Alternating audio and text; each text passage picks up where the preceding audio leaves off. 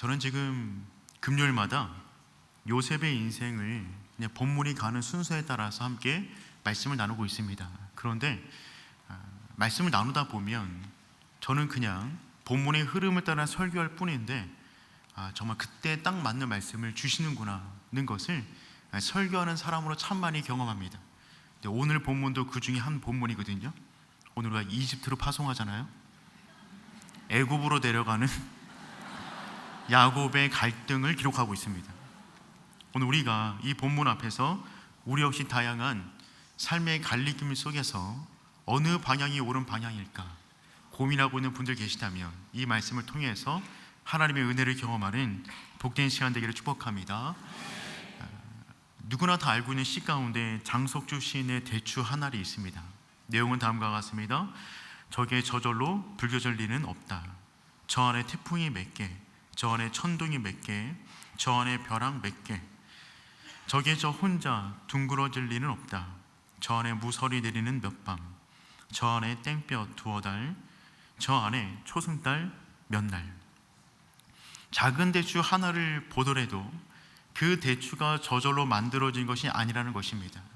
작아 보이지만 그 안에 태풍, 벼락, 땡볕, 수많은 시간들이 함께 녹아져 있는 것입니다.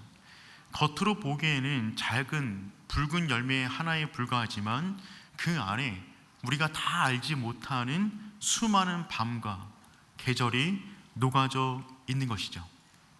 우리의 인생 역시 그렇습니다. 한 사람이 믿음으로 세워지는 것은 하루아침에 이루어지지 않습니다.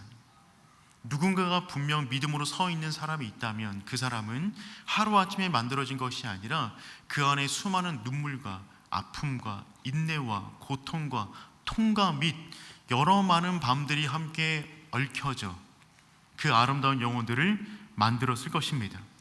하루아침에 서 있는 사람은 없어요. 오늘 본문에 등장하는 야곱 역시 마찬가지입니다. 야곱은 젊은 날 자신이 원하는 것을 얻기 위해서 질주하는 인생을 살았습니다. 그는 태어날 때부터 경쟁하며 태어났어요. 형의 발 뒤꿈치를 붙잡고 나왔습니다. 태어날 때부터 야곱의 기질을 보여주고 있는 것입니다. 장자의 명분을 얻기 위하여 형의 약점을 이용하고 아버지를 속여서 장자의 명분을 얻어냅니다. 그 이후에 삼촌 라반 집으로 도망가서 또한 여러 가지 많은 속고 속이는 인생을 보내게 됩니다. 그의 인생 가운데 무엇인가 얻은 것이 있다면 전부 다 속여서 얻은 거였어요. 그리고 이제 그의 인생의 하반기는 그가 가지고 있는 것들을 빼앗기는 삶의 연속이었습니다. 그 빼앗기는 방법 역시 속임을 당하는 것이었습니다. 삼촌 라반 집에 가서 20년 세월을 빼앗겼습니다. 결혼 생활이 사기당했어요. 딸 디나가 강간당했습니다. 아들들에게 거짓으로 속여서 세겜족과 전쟁이 벌어집니다. 그 이후에는 사랑하는 아들 요셉이 들 짐승에 의해서 죽었다는 소식을 안고 22년간 그 아들이 죽은 줄 알고 살아갑니다. 그가 얻었던 모든 것이 속이는 방법이었고 그가 얻은 걸 모든 것을 빼앗기는 방법은 속임을 당하는 것이었습니다. 한 사람의 인생 가운데 이와 같이 속고 속이는 일이 반복되어진다면 그 사람의 인생을 바라보는 시각은 어떠할까요? 이 세상을 믿을 수 있겠습니까? 누구를 믿을 수 있겠어요? 그런데 오늘 본문 가운데 등장하는 야곱은 완전히 이전과는 다른 모습을 보여주고 있습니다. 지난번 말씀을 통해서 형들과 요셉이 만났어요. 그리고 형들이 요셉을 찾아왔다는 소식이 바로의 궁까지 들리게 되었습니다. 바로가 더 기뻐합니다. 그래서 바로가 다음과 같은 조치를 취하기 시작해요. 우리 창세기 45장 17절부터 20절까지 말씀인데요, 우리 한번 읽어보겠습니다. 바로는 요셉에게 이르되 내 형들에게 명령하기를 너희는 이렇게 하여 너희 양식을 싣고 가서 가나안 땅에 이르거든 너희 아버지와 너희 가족을 이끌고 내게로 오라. 내가 너희에게 애굽의 좋은 그 땅을 주리니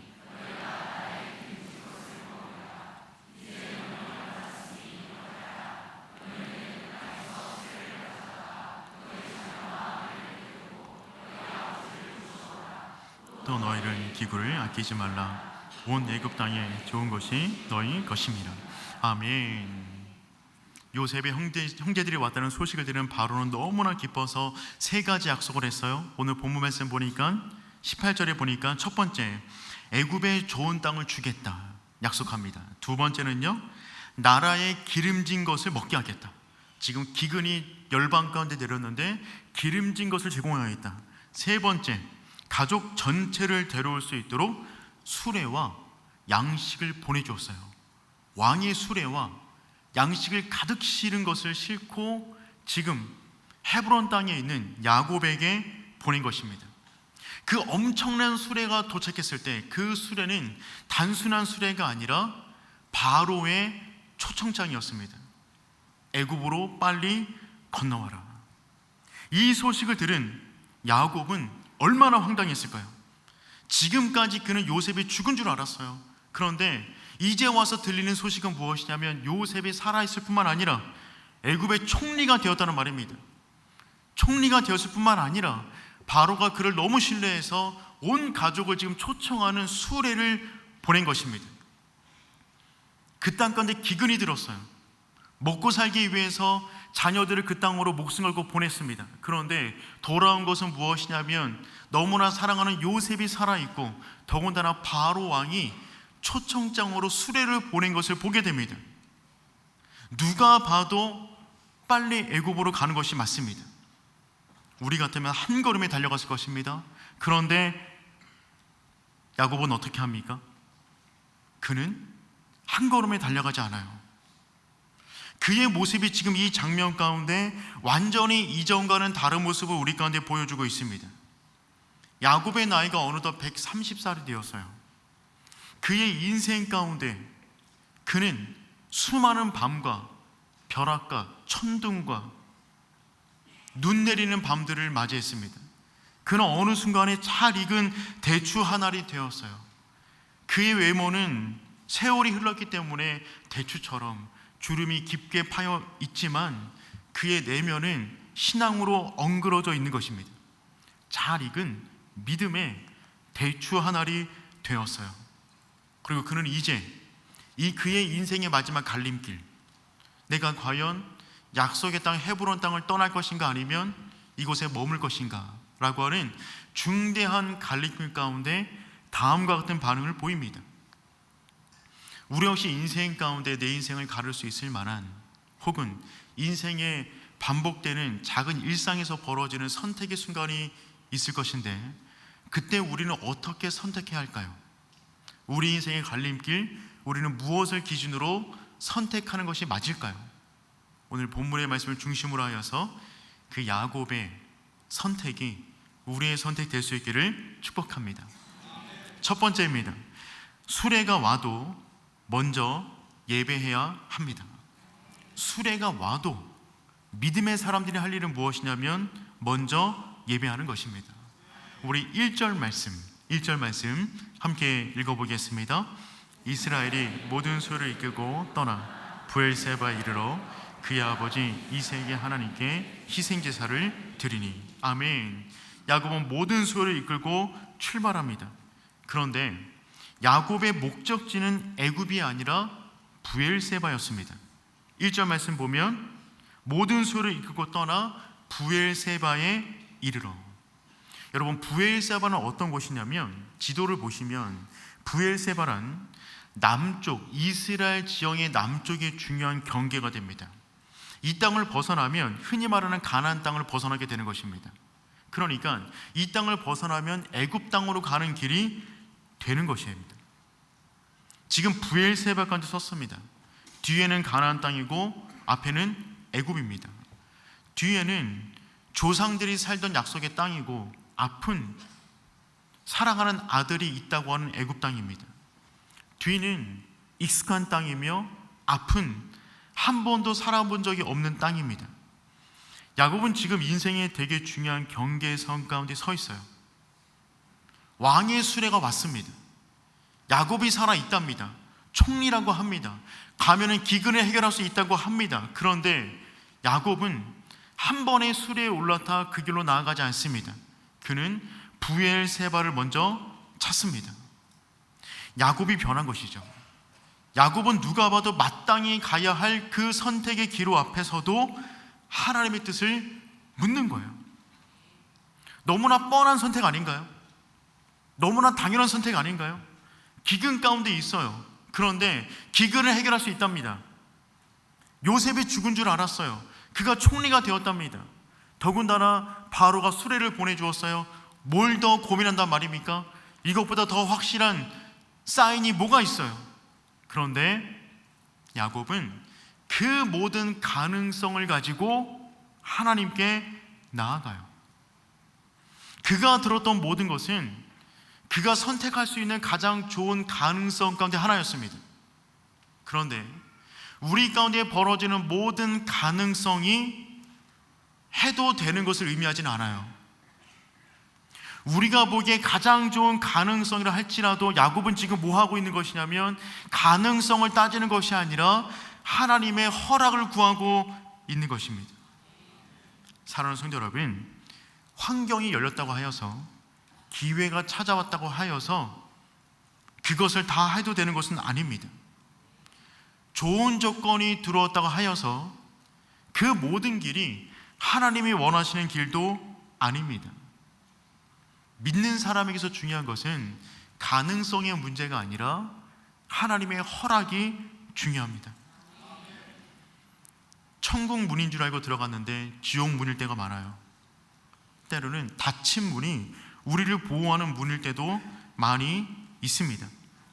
롯이 그랬어요. 롯은 아브람과 헤어질 때 그에게는 사방의 가능성이 열려 있었습니다. 내가 보기에 좋은 곳을 선택하라. 우리 창세기 13장 10절 말씀 읽어보도록 하겠습니다. 이에 롯이 눈을 들어 요단 지역을 바라본즉 소알까지 온 땅에 물이 넉넉하니 여호와께서 소돔과 고모라를 멸하시기 전이었으므로 여호와의 동산 같고 애굽 땅과 같았더라. 롯에게는 모든 가능성이 열렸어요. 그런데 그가 선택한 기준은 무엇이었습니까?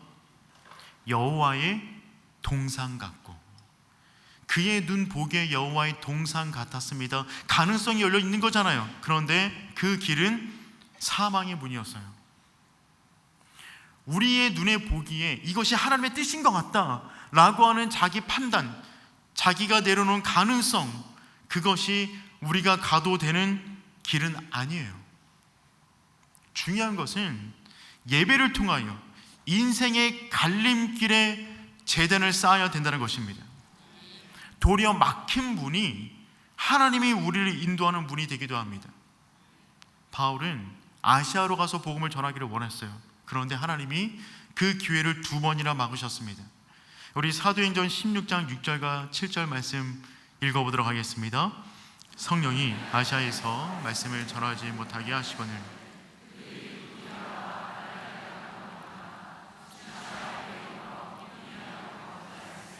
예수의 영이 허락하지 아니하신지라. 아멘. 선교를 하겠다는 거잖아요. 그런데 막으실 것은 또 뭡니까? 바울이 아시아로 가기를 원했지만 하나님께서 2번이나 막으셨어요. 바울은 답답하겠죠. 이 타이밍이 아닌가 보다. 왜 막으실까? 어느 곳으로 인도하실까? 그런데 그 막으심이 바울을 유럽으로 인도하는, 유럽으로 복음의 문이 열리는 놀라운 하나님의 인도하심의 길이 되었다는 것입니다. 야곱 앞에 왕의 수레가 왔지만, 그것을 타는 것이 맞는 것처럼 보이지만 야곱은 그 수레에 올라타지 않고 먼저 하나님을 찾아갑니다. 사랑하는 성도 여러분, 우리가 그렇게 우리 인생의 갈리김 속에서 그 위에 제단을 쌓을 수 있기를 축복합니다. 모든 사람은 인생이 잘 풀릴 때 기도를 잘 하지 않는 것 같아요. 길이 막히면, 안 좋으면 누구나 다 기도합니다. 그런데 내 인생이 좀 잘 되는 것처럼 보여질 때, 가능성이 열려있는 것처럼 보여질 때, 왕의 수레가 다가오는 것처럼 보여질 때는 우리가 하나님께 집중해서 기도하는 시간을 오래 갖지는 못합니다. 그런데 그때가 정말 기도해야 될 때인 줄 믿습니다. 우리 가운데 주어진 모든 가능성보다 중요한 하나님을 바라볼 수 있기를 축복해요. 여러분, 예배란 무엇입니까? 예배란 멈춤이에요. 예배의 기본 개념은 멈춤입니다. 우리가 행했던 모든 것을 내려놓는 것입니다. 그리고 방향을 재설정하는 것입니다. 예배를 통하여 지금 내 인생길이 바른 길로 가고 있는 것인가? 또한 내가 앞으로 살아갈 방향은 어떻게 살아야 될 것인가에 대한 모든 것을 점검받는 시간은 예배 시간이 되는 것이죠. 여러분, 인공위성을 띄워서 달이나 우주로 보낼 때 처음에 각도를 정밀하게 계산합니다. 하지만 출발한 인공위성이 처음부터 끝까지 설정해 놓은 모든 선을 다 가는 것은 아니에요. 그 궤도를 수도 없이 벗어납니다. 근데 벗어나는 그 순간마다 인공위성 아래는 궤도 수정 장치가 있어요. 그래서 벗어날 때마다 궤도를 수정하여 원래 길로 다가오게 만드는 것입니다. 그렇게 수차례의 반복을 통해서 그가 가야 할 곳으로 도착하게 되는 것이죠. 비행기 역시 마찬가지입니다. 출발했을 때 도착지를 정해놓지만 가는 모든 시간 동안에 그 길로만 가는 것은 아닙니다. 바람과 기류의 영향을 타서 비행기가 조금씩 항로에서 벗어나게 돼요. 근데 그럴 때마다 자동 항법 장치가 있어서 벗어날 때마다 제 길로 돌아오게 만드는 것입니다. 그 장치가 있어야 그 목적지에 제대로 도착하게 되는 것이죠. 믿음의 여정 역시 마찬가지입니다. 모든 사람은 흔들리면서 그 길을 가는 거예요. 누구도 한 번도 흔들림 없이 처음부터 끝까지 직선으로 그 길을 가는 사람은 아무도 없습니다. 모든 사람은 흔들리면서 가는 것입니다. 중요한 것은 예배를 통하여 나의 방향을 재설정하고 하나님 안에서 내 인생의 항로를 다시 한번 확인받아 걸어가는 그 시간이 필요하다는 것입니다. 그러니 사랑하는 성도 여러분, 우리 인생의 갈림길 속에서 수레가 왔다고 하여도 바로 올라타는 것이 아니라 그 자리 속에서 예배할 수 있기를 축복합니다. 예배를 통해서 우리는 이것을 물으셔야 돼요. 이것을 묻는 거죠. 하나님, 어느 길이 하나님의 뜻입니까?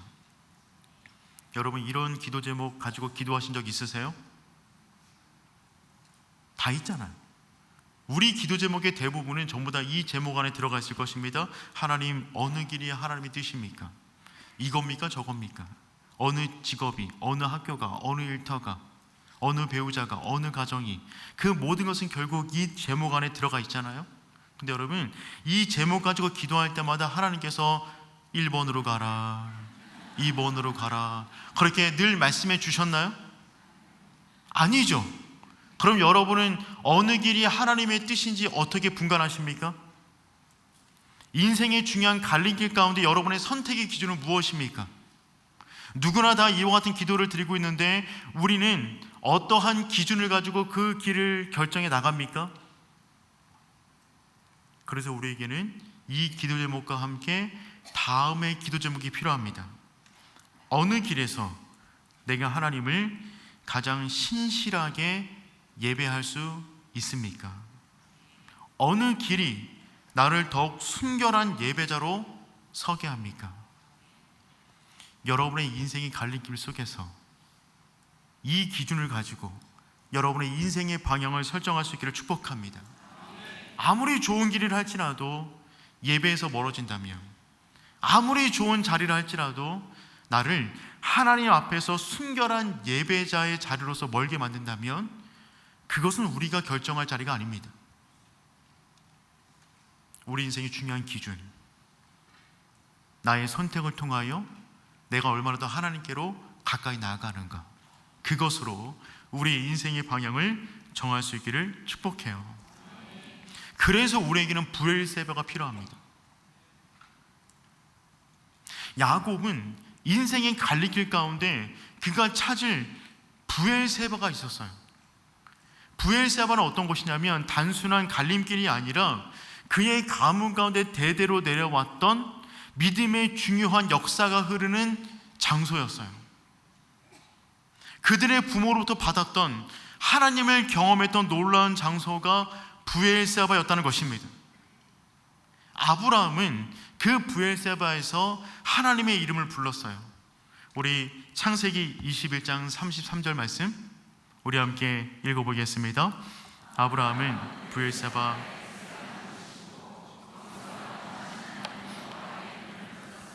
아멘. 창세기 21장, 이 장은 어떤 장이냐면 이삭을 번제로 드리려 했던 그 장이고, 그 이후에 이스마엘을 내쫓았던 장입니다. 그 다음에 바로 아브라함은 브엘세바로 옮겨가 에셀 나무를 심습니다. 그리고 거기에서 영원하신 여호와 이름을 불러요. 엘 올람의 하나님, 높으신 하나님의 이름을 부릅니다. 브엘세바에는 아브라함이 믿음으로 나무를 심었던 에셀 나무가 있는 곳이었어요. 그곳에서 하나님의 이름을 불렀던 그 가문에 영적인 흔적이 묻어있는 장소였습니다. 이것은 또한 이삭이 우물 전쟁, 이삭의 인생을 살펴볼 때 중요한 사건이 우물 사건, 3가지 사건이 있는데, 그 사건이 종결되었을 때 이삭은 브엘세바로 이동합니다. 우리 창세기 26장 23절에서 25절까지 말씀 함께 읽어보겠습니다. 이삭이 거기서부터 브엘세바로 올라갔더니 그 밤에 여호와께서 그에게 나타나 이르시되 나는 내 하나님이니 두려워하지 말라. 내 종 아브라함을 위하여 내가 너와 함께 있어 내게 복을 주어 내 자손이 번창하게 하리라 하신지라. 이삭이 그곳에 제단을 쌓고 여호와 이름을 부르며 거기 장막을 쳤더니 이삭의 종들이 거기서도 우물을 팠더라. 아멘. 우물 사건 3가지가 정리된 이후에 그는 브엘세바로 올라갑니다. 그랬더니 그곳에서 하나님께서 자신의 아버지 아브라함에게 주셨던 동일한 약속을 자신에게 다시 한번 주었어요. 그래서 이삭은 그곳에 제단을 쌓고 여호와 이름을 불렀어요. 그리고 그곳에 또 우물을 팠더니 우물을 또 하나 얻게 됩니다. 광야에서 오아시스를 얻었다는 말입니다.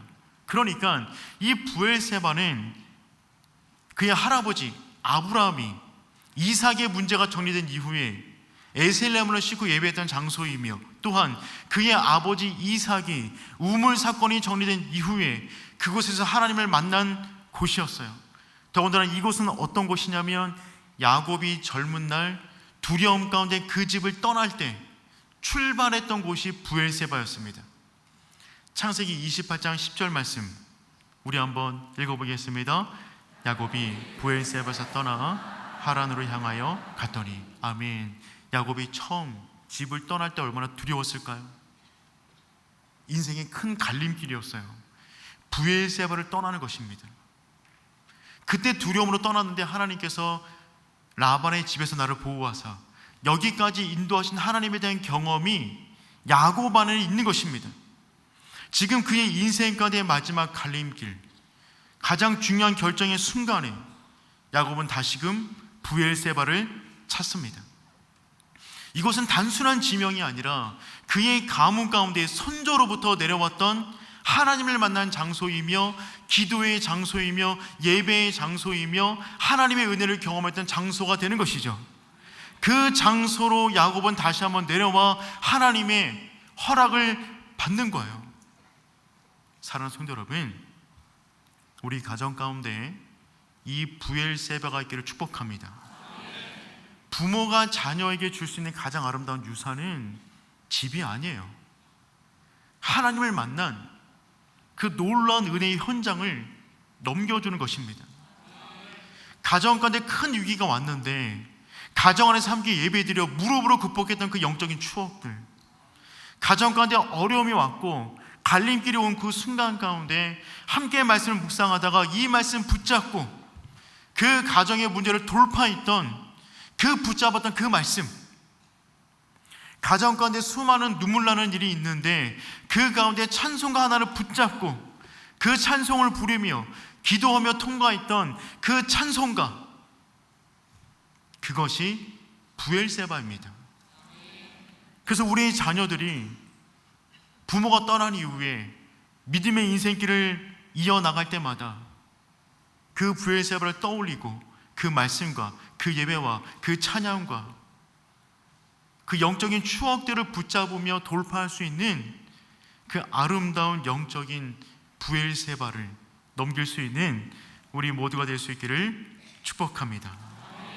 그 가정이 진짜 복된 가정입니다.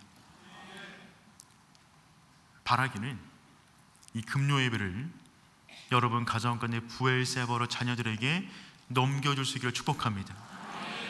그래서 이 금요 예배가 한 시간 말씀 듣고 1시간 기도하는 가운데 우리 인생의 방향을 다시 한번 하나님 앞에 점검하고, 세상의 수레가 다가온다 할지라도 이 제단의 힘으로 말미암아 하나님의 인도를 받을 수 있는 우리 모두가 될 수 있기를 축복합니다. 두 번째, 오늘 본문이 강조하는 바는 무엇이냐면 나의 두려움을 아시는 하나님께 모든 것을 맡기십시오. 모든 것을 강조하고 있어요.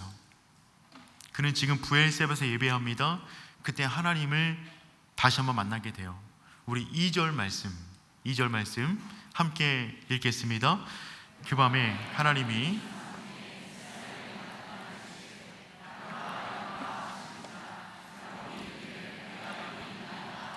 아멘. 부엘세바에서 하나님의 이름을 부르고 예배를 드리자 하나님께서 말씀하십니다. 그런데 여러분, 본문을 가만히 보세요. 본문은 이렇게 되어 있습니다. 그 밤에 하나님이 이상 중에 이스라엘에게 나타나 이르시되, 성경의 저자는 야곱을 이스라엘에게 나타나 이르시되 라고 기록했어요. 그 뒤에 하나님이 야곱을 어떻게 불렀는가는 이렇게 표현하고 있습니다. 야곱아 야곱아 하시는지라. 이렇게 가는 게 자연스럽지 않을까요? 하나님의 이상 중에 이스라엘에게 나타나 이르시되 이스라엘아 이스라엘아. 근데 성경은 야곱의 이름을 두 가지를 한꺼번에 쓰고 있습니다. 성경의 저자가 객관적으로 야곱을 부를 때는 이스라엘에게 나타나 이르시되 라고 썼는데, 하나님이 부엘세바에서 인생의 갈림길 가운데 예배하고 있는 그를 부르실 때는 야곱아 야곱아 라고 부르셨어요. 이것은 한 사람의 두 가지 측면을 그의 이름을 통하여 지금 우리 가운데 보여주고 있는 것입니다. 야곱은 그의 개인적이고 인간적인 이름이에요. 야곱은 발 뒤꿈치를 붙잡은 자라는 뜻을 갖고 있고요, 거기서 파생되어서 가로챈 자, 속이는 자라고 하는 의미를 갖고 있습니다. 야곱 그러면 그의 인생의 컴플렉스와 그가 인생 동안에 저질렀던 실수들을 떠올리게 만드는 이름이 야곱이에요. 연약한 그의 두려움, 마음들을 떠올리게 만드는 이름이 야곱입니다. 반면 이스라엘은 어떤 이름입니까? 하나님이 그에게 주신 언약적인 이름입니다. 인간의 한계를 뛰어넘어 내가 너를 이스라엘을 만들 것이다, 하나님을 이기는 자로 한 민족을 이룰 거야 라고 주신 이름이 이스라엘이 되는 것이죠. 근데 지금 2절 말씀 가운데 두 가지 이름이 한꺼번에 쓰여져 있어요. 어떤 의미가 있는 것일까요? 야곱은 지금 삶에 주어진 현실적인 문제, 기근이라는 문제를 해결하기 위하여, 혹은 너무나 보고 싶은 아들 요셉을 보기 위하여 내려가는 길 가운데 있습니다. 인생의 큰 갈림길 가운데 있어요. 그는 두렵습니다. 과연 내려가는 것이 맞을까? 여기 머무는 것이 맞을까? 그는 두려워하고 있어요. 그런데 두려워하고 있는 그를 성경은 어떻게 바라보고 있는 것이냐면 이스라엘에게 나타나 이르시되, 야곱은 지금 하나님의 온전한 뜻을 알지 못하지만 그가 내려가는 그 방법이 그 나라를 이스라엘로 만드는 방법이었습니다. 그는 지금 이 순간에 몰랐어요. 그는 지금 두려워하고 있는 야곱의 모습입니다. 하지만 하나님은 그를 지금 이스라엘이 되게끔 인도하고 있는 중에 있는 것이죠. 우리 역시 이 두 가지 갈등 속에 여전히 살아가고 있습니다. 우리는 하나님이 주신 사명이 있어요. 그 사명을 발견한 분도 있고 아직 발견하지 못한 분도 계시겠지만 우리는 반드시 하나님께서 맡겨주신 사명이 있는 줄 믿습니다. 그 사명은 크고 아름다운 사명입니다. 그런데 그 사명을 이루어야 되는 우리는 야곱 같은 존재예요. 우린 연약해요. 두려움이 많아요. 매 순간이 고민이에요. 갈림길 가운데 어떤 길이 하나님께서 원하시는 길인지 우리는 알지 못합니다. 우리는 그 사이에 있어요. 이스라엘과 야곱 사이에 우리가 놓여져 있다라는 말입니다.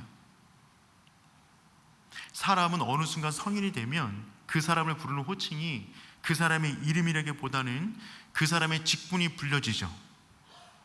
목사님, 장로님, 집사님, 권사님, 아버지, 어머니, 부장님, 전부 다 뭡니까? 직분이죠. 그 직분이 불려지면 거기에 걸맞는 역할을 기대하고 부르는 것이 아니겠어요? 아버지, 어머니 다 마찬가지잖아요. 여러분, 혹시 성인분들 가운데 여러분의 이름을 불러주는 관계가 많은 분 계세요? 저는 별로 없어요. 목사님. 그래서 저는 제 이름을 불러주는 관계를 매우 소중하게 여깁니다. 경훈아, 누군가 목사님, 근데 그 앞에다 담임 목사님 그러면 더 부담스러워요. 담임 목사님, 아버지, 어머니, 부장, 직분이 아니라 이름을 부르는 겁니다. 그 관계, 그렇게 맺는 관계가 더욱더 많아질 수 있기를 축복해요. 저도 제 이름을 불러주는 친구 몇 명이 있거든요. 그 모임을 굉장히 소중히 여깁니다. 그들은 저를 그냥 경훈이로 보는 거예요. 함께 성장한 경훈이, 고민 많은 경훈이, 두려움 많은 경훈이, 갈등하고 있는 경훈이. 그 앞에서 서로 마음이 통하는 거잖아요. 지금 하나님이 야곱을 그렇게 만나고 계시는 것입니다. 야곱아, 야곱아, 너의 두려움을 알고 있다. 우리 3절 말씀 읽어보도록 하겠습니다. 하나님이 이르시되 나는 하나님이라 내 아버지 하나님이니 애굽으로 내려가기를 두려워하지 말라. 아멘. 야곱이 예배하는 동기가 무엇인지 우리는 알지 못했습니다. 그런데 하나님이 말씀하십니다. 뭐라고 말씀하시냐면 애굽으로 내려가기를 두려워하지 말라. 즉 그는 지금 어떠한 마음으로 예배하고 있는 것입니까? 두려워하고 있었다는 거예요. 근데 하나님은 그를 거대한 민족을 이룰 이스라엘로 보시지만 여전히 지금 두려워 떨고 있는 야곱의 마음을 이해하고 있는 것입니다. 야곱아, 야곱아, 애굽으로 내려가기를 두려워하지 말라. 인생의 갈림길 가운데 우리 가운데 있는 갈등과 두려움, 염려들이 있잖아요. 그것을 하나님이 아십니다. 아시고 우리의 이름을 불러주세요. 야곱아, 야곱아. 야곱은 그가 살아왔던 삶의 방식을 말하는 거잖아요. 너 두렵지, 무섭지, 그때 떠났던 것처럼 또 두렵지. 하지만 두려워하지 마. 내가 너와 함께하고 있을 거야. 여러분, 그렇다면 야곱은 지금 무엇을 두려워하고 있을까요? 야곱은 왜 두려웠을까요? 그의 할아버지 아브라함, 그는 애굽에 간 적이 있었습니다. 애굽에 왜 갔습니까? 기근을 피하여 갔어요. 자기처럼 약속의 땅에 있다가 기근이 오자 기근을 피하여 애굽에 갔다가 아내를 빼앗길 뻔했습니다. 그곳에서 믿음을 다 잃어버렸어요. 아내를 빼앗길 뻔했어요. 그런 그가 지금 할아버지처럼 약속의 땅을 떠나 기근이라고 애굽 땅에 내려가는 것이 맞을까? 갈등이 되었겠죠. 더군다나 그의 아버지 이삭, 그의 아버지 이삭은 똑같아요. 기근 때에 애굽으로 내려가려고 했는데 하나님이 막으셨습니다. 애굽으로 내려가지 마라. 내가 너와 함께 할 것이다. 그래서 이삭은 애굽에 내려가지 않고 그 땅에 남아 있었어요. 동일한 상황이 지금 자기에게 벌어진 것입니다. 지금 이 순간에 왕의 수레가 왔는데 내가 지금 애굽으로 내려가는 것이 맞겠습니까? 머물러 있는 것이 맞겠습니까? 모든 상황이 애굽으로 가는 것이 맞는 것처럼 보이는데 자신들의 믿음의 선조들을 보았더니만 애굽 가서 좋은 일을 겪었던 사람이 아무도 없어요. 더군다나 하나님께서 그의 아버지 이삭의 애굽행을 막으셨습니다. 그러니 야곱 안에 이 갈등이 있었겠죠. 내가 지금 기근 때문에 약속의 땅을 떠나는 것이 불신앙은 아닐까? 혹은 차라리 요셉 보고 이리로 오라고 하는 것이 맞지 않을까? 혹은 지금 내 나이가 130살인데 애굽으로 내려간다면 다시금 가나안 땅에 들어와 살 수 있을까? 라고 하는 삶에 대한 수많은 염려들이 그 안에 일어났을 것입니다. 요셉이 살아있다는 소식은 너무나 기쁜 일이지만, 수레가 왔다는 것도 너무나 감사한 일이지만, 우리의 선택 안에는 우리가 기뻐해야 될 일과 우리가 염려해야 될 일들이 함께 녹아져 있는 것이죠. 그래서 우리는 갈등할 수밖에 없습니다. 염려할 수밖에 없어요. 100% 이것은 하나님의 뜻입니다 라는 믿음을 가지고 들어가는 사람들은 거의 없어요. 그래서 우리에게는 브엘세바가 필요한 것이죠. 그곳에서 예배할 때 하나님께서 말씀하십니다. 애굽으로 내려가기를 두려워하지 말라. 이때 야곱은 다음처럼 반응해서요, 내가 여기 있나이다. 하나님께서 야곱의 이름을 부르자 야곱은 말합니다. 내가 여기 있나이다. 이 기도가 오늘 우리가 이 밤에 올려드리는 기도가 될 수 있기를 축복합니다. 내가 여기 있나이다 라는 이 말은 그의 위치를 말하는 것이 아닙니다. 내가 여기 있나이다, 내가 오륜교에 있나이다, 이 말을 하고 있는 말이 아니에요. 내가 여기 있나이다, 이 말은 무슨 말이냐면, 제가 이제부터 듣겠습니다. 내 모든 생각과 계획을 내려놓습니다. 주님 말씀하시면 순종하겠습니다. 이 기도가 내가 여기 있나이다 라는 기도가 됩니다. 그래서 하나님의 특별한 인도하심을 받은 사람들이 즐겨 했던 기도가 무엇이냐면, 내가 여기 있나이다요. 굉장히 많은 사람이 있는데 시간 관계상 몇 사람만 소개하도록 하겠습니다. 아브라함입니다. 하나님께서 그의 믿음의 절정까지 나타나 말씀하셨습니다. 창세기 22장 1절 말씀 우리 함께 읽어보겠습니다. 그 일 후에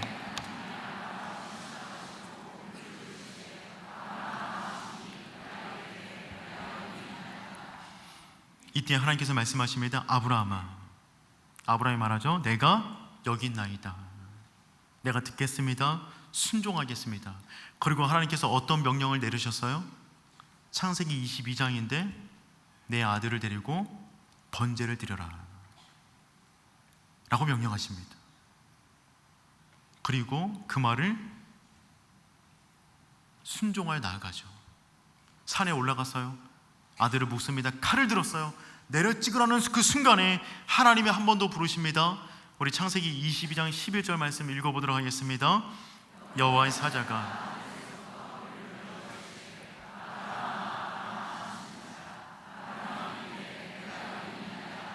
그렇죠. 칼을 들어서 내려 찍으라는 그 순간에 하나님께서 다급하게 아브라함아 하세요. 그때도 아브라함은 이렇게 말합니다. 내가 여기 있나이다. 칼을 들고 그 말할 때 이삭이 얼마나 무서웠을까요? 자기 누워있는데 갑자기 아버지가 칼 들더니만 찍으려고 했는데 갑자기 내가 여기 있나이다. 거기서 멈추는 거예요. 더 내려가지 않는 겁니다. 내가 여기 있나이다. 하나님께서 모세를 80세에 미디안 광야에서 떨기나무 가운데 찾아오셨습니다. 그때도 이렇게 반응했어요. 출애굽기 3장 4절 말씀 읽어보도록 하겠습니다. 여호와께서 그가 보려고 돌이켜 오는 것을 보신지라. 하나님이 떨기나무 가운데 그를 불러 이르시되 모세야 모세야 하시며 그가 이르되 내가 여기 있나이다. 아멘. 모세를 부를 때도 모세는 이렇게 반응합니다. 내가 여기 있나이다. 어린 사무엘을 부를 때도 사무엘은 어릴 적에 이렇게 반응했어요. 사무엘상 3장 4절 말씀 읽어보겠습니다. 여호와께서 아멘.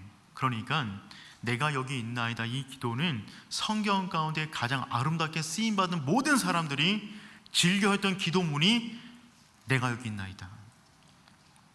그러니 이 기도가 우리의 기도 될 수 있기를 축복합니다. 내가 여기 있나이다. 이 기도는 어떤 기도입니까? 우리의 입을 닫는 기도입니다. 그분의 음성을 듣는 기도입니다. 우리가 어쩌면 하나님이 계속 말씀하시는데 그 음성을 듣지 못하는 이유는 우리가 쉬지 않고 계속 말하기 때문입니다. 누군가 대화하는데 내가 계속 말해요. 그러면 그분 말이 들릴까요? 내 입을 닫아야 내가 여기 있나이다. 그래 그분 말이 들리겠죠.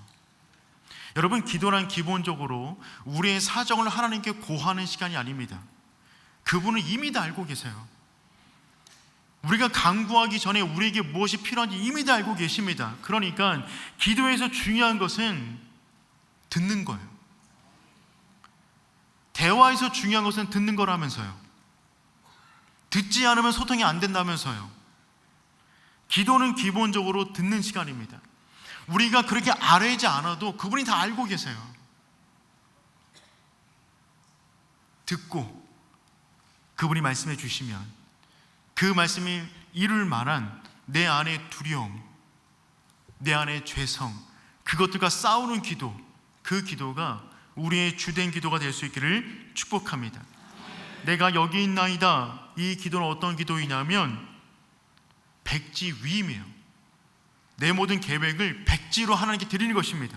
하나님, 말씀해 주세요. 제가 그냥 순종하겠습니다.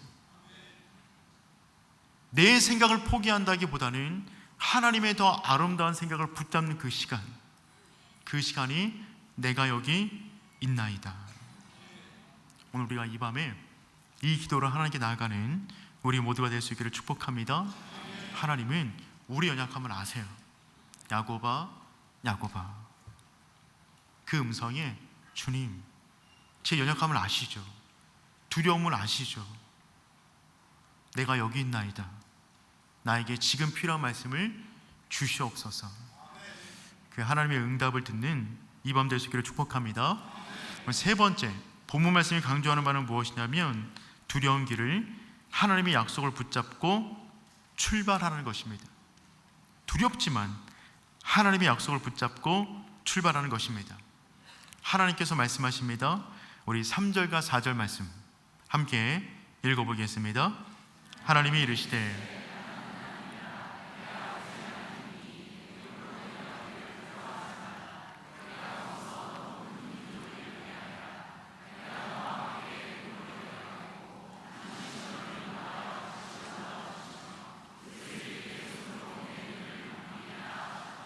아멘. 내가 여기 있나이다 라고 기도를 하자 하나님께서 네 가지를 말씀해 주십니다. 하나님은 명령하지 않으셨어요. 오늘 3절과 4절 말씀은 하나님의 명령이 아니라 약속입니다. 하나님은 우리를 끌고 가시는 분이 아니에요. 강제로 미시는 분이 아닙니다. 그분이 인격적이세요. 우리에게 명령하지 않으시고요, 대신 약속을 주십니다. 그 약속을 붙잡고 자발적 믿음의 순종의 길로 나아가기를 원하세요. 그 네 가지 약속이 무엇이냐면 첫 번째가 이것입니다. 내가 거기서 너로 큰 민족을 이루겠다. 첫 번째 약속, 내가 거기서 너로 큰 민족을 이루겠다. 지금 야곱은 요셉을 만나러 가는 길로 초청을 받았어요. 기근을 피하는 길로 초청을 받았습니다. 그런데 하나님은 그 현실적인 문제에 넘어 있는 것들을 바라보고 계십니다. 내가 너로 큰 민족을 이루겠다. 야곱은 약속에서 멀어지면 하나님과 멀어지는 것은 아닌가라는 두려움이 있었어요. 근데 하나님이 말씀하십니다. 내가 너와 함께 간다. 애굽에서도 내가 행할 일이 있다는 것입니다. 애굽은 야곱의 가정 가운데 가서는 안 될 땅들이었어요. 아브람, 이삭 전부 다 마찬가지였습니다. 그런데 지금 이 순간에 하나님을 말씀하십니다. 내가 거기서 큰 민족을 이룰 것이다. 사랑하는 성도 여러분, 중요한 것은 우리가 가나안 땅에 있느냐 애굽에 있느냐가 아니에요. 하나님께서 나를 향한 사명이 어느 땅에 있느냐가 더 중요합니다. 땅 자체가 거룩하고 그렇지 않고 그런 것은 없습니다. 내 인생을 향한 땅이 어디냐를 분간하는 것이 너무나 중요합니다. 어떻게 보면 야곱의 인생에서 요셉과 헤어진 것은 자녀를 잃은 충격적인 사건이었어요. 그런데 하나님의 관점에서는 미리 보내신 것이었습니다. 야곱의 지금 두려움은 내가 지금 애굽 땅에 내려가면 다시금 돌아올 수 있을까 두려움이 있겠지만 하나님의 입장에서는 하나님의 거대한 이스라엘을 이루기 위한 요람으로 애굽을 정하셨어요. 그래서 70명이 들어가서 400년이 지났을 때 200만 명이 나오게 됩니다. 하나님은 지금 야곱의 발걸음을 통하여 이스라엘 민족 전체를 이루실 계획을 진행하고 계세요. 사랑하는 성도 여러분, 하나님은 우리보다 큰 것을 보세요. 하나님은 우리 인생 전체 역사를 바라보고 계십니다. 그러니 그 하나님께 우리 인생 전체를 올려드릴 수 있기를 축복합니다. 두 번째 약속입니다. 내가 너와 함께 애굽으로 내려가겠다. 하나님의 두 번째 약속입니다. 내가 거기서 큰 민족을 이룰 건데 걱정하지 마. 내가 너와 함께 애굽으로 내려갈 거야. 여러분, 애굽이 두려운 이유는 애굽 자체에 있지 않아요. 하나님이 함께하지 않는 애굽은 두려운 것입니다. 가나안 땅이 마음이 편한 것은 가나안 땅 자체에 있지 않아요. 하나님이 함께하고 있다고 믿기 때문에 가나안 땅을 지키려고 하는 것입니다. 그런데 하나님이 없는 가나안 땅이라면 피해야 될 땅입니다. 하나님이 있는 애굽 땅이라면 가야 할 땅이 되는 것이죠. 땅에 문제가 있는 것이 아니라 하나님이 함께 하시느냐, 그것이 더욱더 중요하다는 말입니다. 그러니 사랑하는 성도 여러분, 우리의 인생의 방향을 결정함에 있어서 하나님과 함께 하는가, 그것으로 우리의 인생을 결정할 수 있기를 축복합니다. 과거에 하나님은 이삭으로 하여금 애굽 땅에 가지 말라고 명령하셨어요. 그때는 이삭이 가나안 땅을 지켜야 할 의무가 있었습니다. 그런데 지금은 하나님은 야곱으로 하여금 애굽 땅으로 가라고 하십니다. 하나님의 명령은 기계적이지가 않아요. 상황에 따라, 사람에 따라 바뀔 수가 있습니다. 그래서 중요한 것은 날마다 민감하게 하나님 앞에 서 있는 거예요. 날마다 기도하는 것입니다. 그래서 내 인생의 방향을 예배하는 가운데, 기도하는 가운데 민감하게 하나님의 뜻에 맞춰 나가야 된다는 것이죠. 하나님을 의지함으로 애굽에 내려가면 애굽이 복된 땅이 되는 줄 믿습니다. 세 번째, 하나님께서 말씀하십니다. 반드시 너를 다시 돌아오게 하겠다. 야곱의 두려움을 알고 있었던 거죠. 내가 내려가면 다시 돌아올 수 있을까? 하나님께서 말씀하십니다. 내가 너를 다시 돌아오게 하겠다. 말하지 않았지만 그 안에 있는 두려움을 알고 있었던 거예요. 그런데 야곱은 어떠한 모습으로 고향 땅에 돌아오게 됩니까? 유고를 가지고 옵니다. 그의 몸은 애굽에서 죽었어요. 그런데 돌아올 때 유고를 가지고 돌아오게 돼요. 야곱은 자기 눈으로 고향 땅을 보지 못하고 죽었습니다. 그런데 하나님의 약속은 이루어졌어요. 하나님의 약속이 온전히 이루어지기까지는 더욱더 오랜 시간이 있어야만 합니다. 430년간의 종살이와 모세와 10가지 재앙과 많은 일이 있은 다음에 그 민족이 다시금 가나안 땅으로 들어오게 되죠. 그런데 하나님은 그렇다고 하여서 하나님의 약속이 없어지는 것은 아니에요. 이 장면을 통해서 우리가 무엇을 알 수 있냐면 하나님의 약속은 한 사람의 세월보다 커요. 하나님은 한 사람의 인생보다 크신 분이십니다. 그래서 그 사람 가운데 주신 그 약속이, 그 사명이, 그 비전이 그 사람 때에 다 이루어진다는 법은 없어요. 하지만 그 사람에게 주어진 그 사명이 믿음으로 대를 이어 반드시 이루어지게 되는 줄 믿습니다. 누군가가 씨를 뿌리면 누군가가 열매를 걷는 거예요. 부모가 씨를 뿌리면 자녀가 걷게 되는 것입니다. 모세가 가나안 땅으로 들어가길 원했지만 그는 출애굽만 하고 멈췄어요. 하지만 여호수아가 이어서 가나안 땅을 정복해 나가는 것입니다. 다윗이 성전을 건축하길 원했지만 재료만 쌓아두었어요. 그 모든 재료를 가지고 솔로몬이 성전을 건축합니다. 바울은 심고 아볼로는 물을 주었으며 자라게 하시는 분은 주님이세요. 그러니 사랑하는 성도 여러분, 하나님은 우리보다 크세요.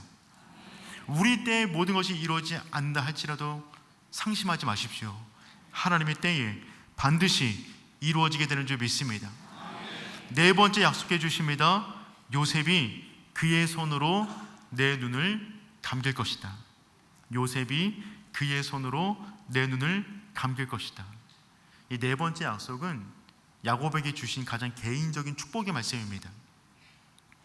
그의 죽음에 대해서 알려주는 겁니다. 걱정하지 마.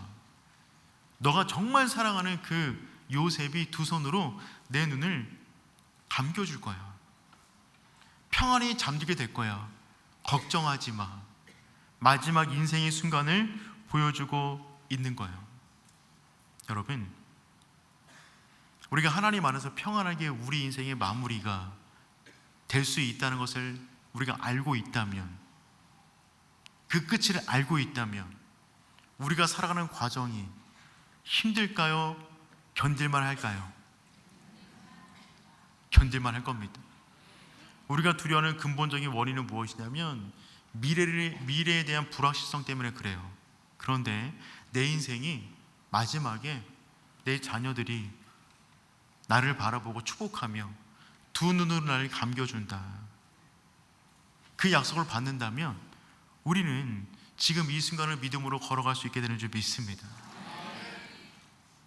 여러분, 야곱 안에 응어리진 마음들이 있었어요. 그것은 무엇이냐면 내가 더 많은 것을 성취하지 못한 것, 그런 것들이 아니잖아요. 인생의 마지막에 무엇을 가지고 마음 아파한다고 합니까?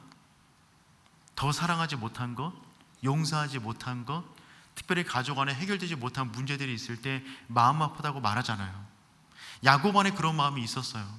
요셉을 지켜주지 못한 것, 아버지 노릇 제대로 하지 못한 것, 자기가 먼 곳에 심부름 보내어서 짐승에 찢겨져 죽었다고 알고 지냈던 그 마음, 그 응어리진 마음들이 있는데 그의 마음을 알고 하나님께서 말씀해 주시는 것입니다. 걱정하지 마.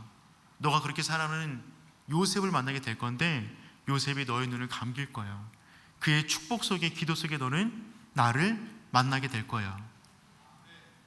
그 약속의 말씀을 주십니다. 그 약속을 받으면 두렵지만 그 믿음의 길을 갈 수 있게 되는 것이죠. 사랑하는 성도 여러분, 그 하나님의 약속의 말씀을 날마다 붙잡고 살아가는 우리 모두가 될 수 있기를 축복합니다. 예배 가운데 말씀이 주어지면 그 말씀 붙잡고 믿음으로 살아가는 것입니다. 야곱은 그 약속의 말씀을 붙잡고 드디어 수레에 올라탑니다. 우리 마지막으로 5절부터 7절까지 말씀 한번 읽어보겠습니다. 야곱이 브엘세바에서 떠날세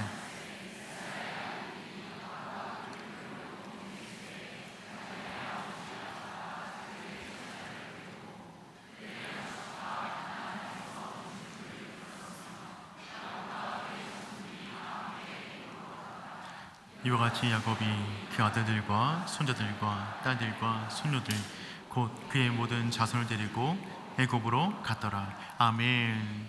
왕의 수레가 헤브론 가운데 왔지만 야곱은 그 수레를 타고 브엘세바까지 간 것이 아니었습니다. 그곳까지 걸어갔어요. 예배했습니다. 하나님의 음성을 들었어요. 그러자 그때서야 수레에 올라타 애굽에 도착하게 됩니다. 그의 인생의 마지막 갈림길, 그 길에서 그는 믿음으로 두렵지만 그 땅 안으로 들어가는 것입니다. 사랑하는 성도 여러분, 우리가 이렇게 우리에게 주어진 인생의 갈림길을 믿음으로 결정해 나갈 수 있기를 축복합니다. 세상에 수레가 다가올 수 있지만 수레보다 중요한 것, 제단을 먼저 쌓는 것입니다. 하나님께 예배하는 거예요. 하나님의 음성을 듣는 것입니다. 내가 여기 있나이다. 그때 하나님은 우리의 마음 가운데 있는 염려와 두려움을 이미 알고 계십니다. 야곱아, 야곱아, 애굽에 내려가기를 두려워하지 말라. 예배 현장 가운데 받았던 네 가지 말씀을 붙잡고 그제서야 수레를 타고 애굽으로 내려갑니다. 우리 인생 역시 마찬가지입니다. 예배를 통하여 주어진 그 말씀을 붙잡고 두렵지만 믿음의 길로 나아가는 거예요. 믿음이란 감정에 대한 부인이 아닙니다. 두려운데 믿음을 앞세우는 것입니다. 두렵지만 믿음을 앞세워 걸어가는 그 인생, 그 인생이 우리의 모두의 삶 될 수 있기를 축복합니다. 우리 그 마음 담아서 하나님의 부르심에는 후회하심이 없습니다. 우리를 부르셨다면 반드시 하나님께서 아름답게 이루실 것입니다.